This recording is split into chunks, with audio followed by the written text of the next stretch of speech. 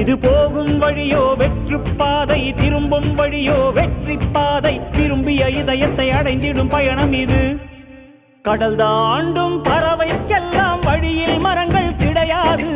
ஆனாலும் கண்டம் தாண்டும் சிறகுகள் வலிக்காது. மலையேறும் எறும்பின் கால்கள் வெயிலை மிதித்து உடையாது. மனதோடு காதல் வந்தால் மனிதா தடையேது.